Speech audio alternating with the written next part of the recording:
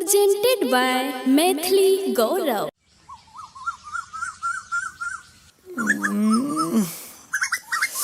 मौगी गे मौगी आगे उठ न गे भोर भै गेले गे जो नहा सुना चाय ताय बना पूजा पाठ कर हम उठे छियो। है सुतल दान ठंडा लागे छे। ए कहै छियो उठै ले ठंडी छे उठली कि नहीं जो नहा चाय ताय बना। खाली अपने मने रह छो हमर कहियो सुनै छो सुना।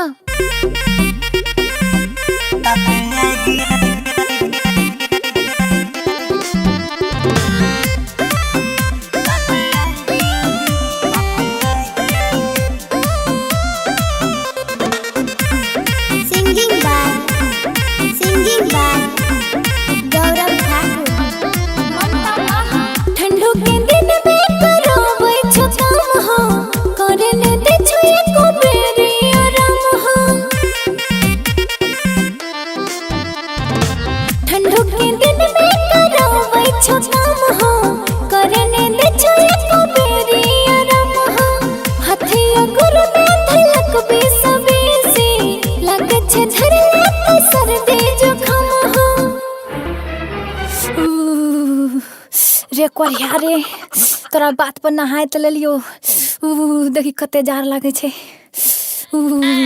आगे नहाय लेला ठीके त कैले अब गरमाबइयो के उपाय से सुनते हमर गप सुनाव ने।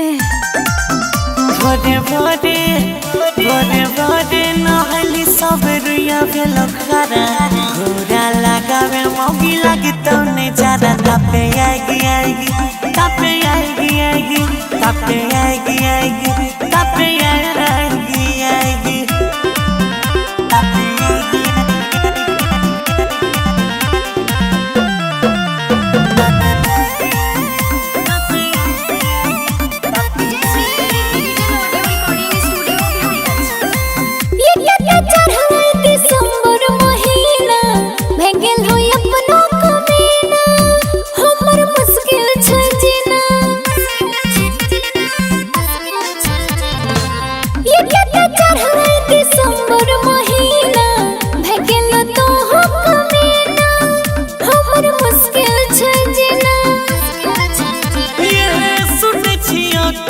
धर्म के सेवा पति के पहिला छे करम के।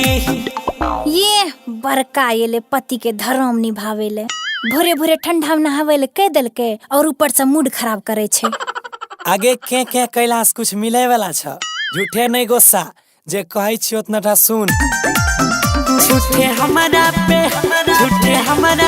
करे छी गरम अपन पारा घूरा लगावे मौगी लागे तो नहीं जरा तापे आएगी आएगी तापे आएगी आएगी तापे आएगी आएगी तापे आएगी आएगी तापे आएगी।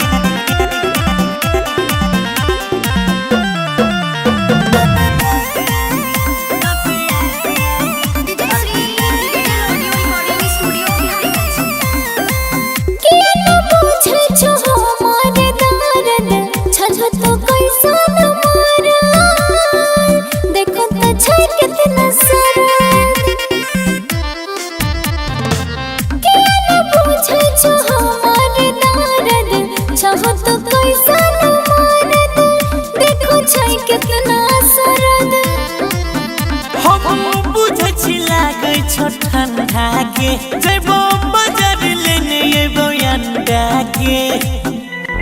ओहो से की बात छे इतना प्यार आब रहल छ हमरा ऊपर अंडा लावेल जाय छो।